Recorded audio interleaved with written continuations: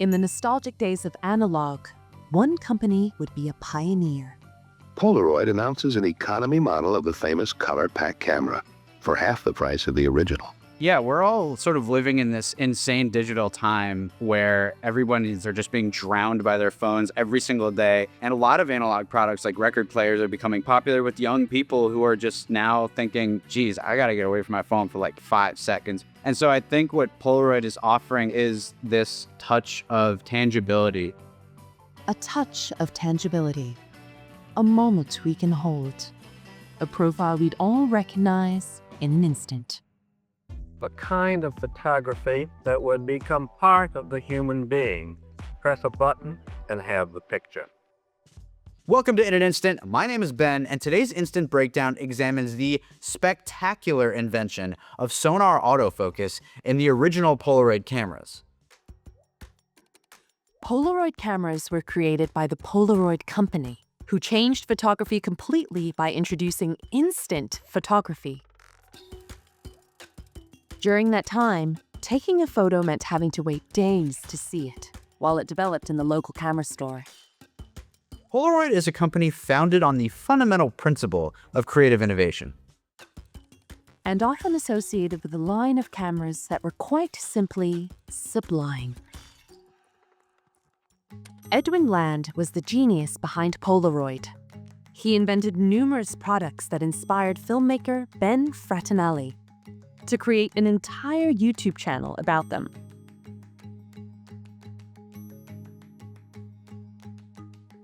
Welcome to In an Instant. My name is Ben, and today we're talking about Polavision. Oh. Wait, what? Hold on, this isn't YouTube. This is a documentary. Hold on, let me just reorient myself real quick. This is a totally different thing. Okay, I'm ready. Now we're talking. Take it away, Ben. One day when I picked up that Polaroid camera from my childhood and started shooting with it again, it just put me back in touch with the thing that I loved about photography in the first place, which is like making something that's kind of magic. The Polaroid enjoyed an epic standing in the art and pop culture world. Andy Warhol, the Eameses, and even John Lennon and Yoko Ono used it in their work. So Edwin Land was very much the visionary, and he saw his Polaroid camera as a transformative tool for artists to express their creativity and to express their ideas. In Asia, the Polaroid faced stiff competition. The German Rollei camera, which was even manufactured in Singapore in the 1970s, was a hit with photography enthusiasts. Canon also set up shop, with their popular and more affordable cameras overshadowing the Polaroid. But the brand still had its niche group of fans. Priscilla Chua is a Polaroid fan and curator of the 2018 exhibition, In an Instant, Polaroid at the Intersection of Art and Technology. One of the key themes that we wanted to convey through the exhibition was the whole notion of the instant or instantaneity had affected us as a society today. And for us to draw the connection between the instant as created by Polaroid and the culture of instant that we are living in today. This just came forward to share their experiences with Polaroid with us. So one of them actually saw fashion photographers back in the 60s and 80s using Polaroid cameras at fashion shoots. These photographers used the cameras to basically check if the angles were correct, if the models were posing correctly. These are the things that we can very easily do with our Polaroid cameras today. But back in the 70s and 80s, which was before the digital age, Polaroid cameras were the go-to for these photographers back then.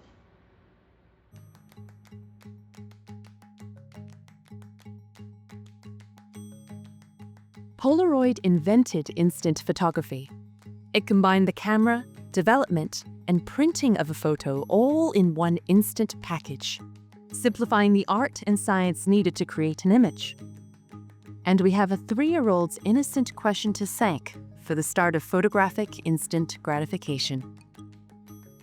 This is the great founding myth of Polaroid, which he once called our apocryphal true story. Chris Bonanos published a book about Polaroid and carries a Polaroid camera around with him every day. Edwin Land was on his vacation with his daughter, who was 3 years old, and his daughter turned to him while he was taking pictures of her and said, "Daddy, why can't I see the picture now?" Land, in a moment, said, how would you do that? And he spent that night walking around the resort, figuring out how would one do this? And 3 hours later, he got in touch with his lawyer and started dictating a disclosure for the patent files to make sure it was all on paper. And that is the genesis of Polaroid. At its peak in the mid-70s, over 50,000 employees in the Polaroid Corporation were making and selling 13 million cameras a year. That raked in a whopping $2 billion in revenue, or $10 billion today. That's the revenue of modern high-value companies like Uber in 2019. The next thing on Polaroid's agenda was to create video cameras that would do the same.